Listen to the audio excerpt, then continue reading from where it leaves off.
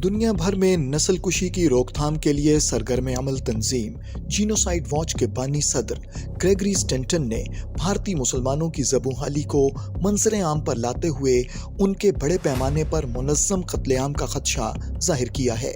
Gregory Stanton के मुताबिक भारत मुसलमानों की नस्ल कुशी के हवाले से 10 में से 8वें मरहले तक पहुंच चुका है। ग्रेगरी स्टेंटन के मुताबिक नस्ल कुशी का पहला मरहला क्लासिफिकेशन का है।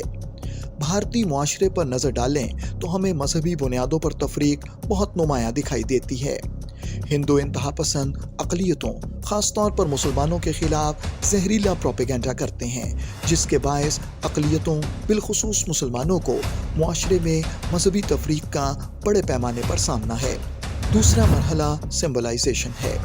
ग्रेगरी स्टेंटन का कहना है कि इस मरहले में किसी अक़लियत को उनके लिबास, उनकी इबादत गाहों, इबादत के तरीकों, शादी के कवानीन वगैरह की बुनियाद पर तफरीक का निशाना बनाया जाता है और इस तफरीक की बुनियाद पर उनकी नस्ल कुशी की राह हमवार की जाती है। तीसरा मरहला डिस्क्रिमिनेशन है। ग्रेगरी स्टेंटन कहते हैं कि भारत में इसकी मिसाल सिटीजनशिप अमेंडमेंट एक्ट है, जिसमें मुसलमानों को जानबूझकर निशाना बनाया जा रहा है।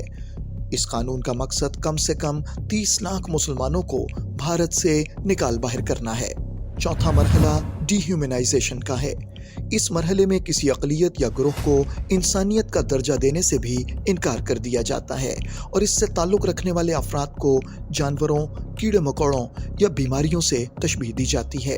इस ग्रोह या अक़लियत के खिलाफ नफरत भरा प्रोपेगेंडा करते हुए इनके कत्लेआम को दुरुस्त साबित करने की कोशिश की जाती है।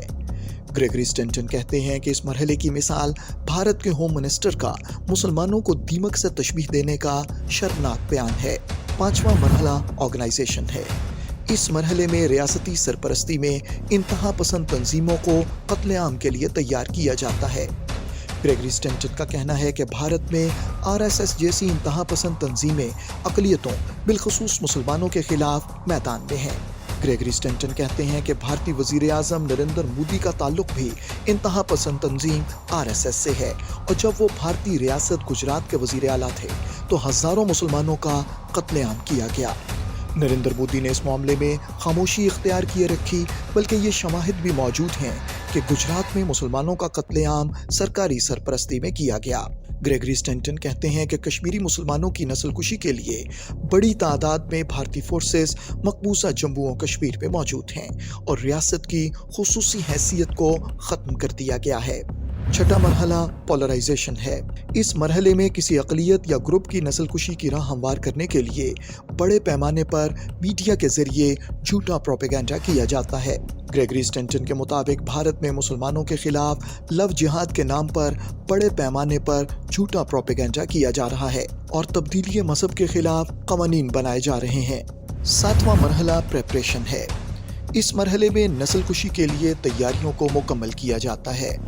ग्रेगरी स्टेंटन का कहना है कि भारत में बड़ी तादाद में मुसलमानों से शहरियत छीनने और उन्हें भारत से निकाल बाहर करने की तैयारी की जा रही है। आठवां मरहला परसिक्यूशन है।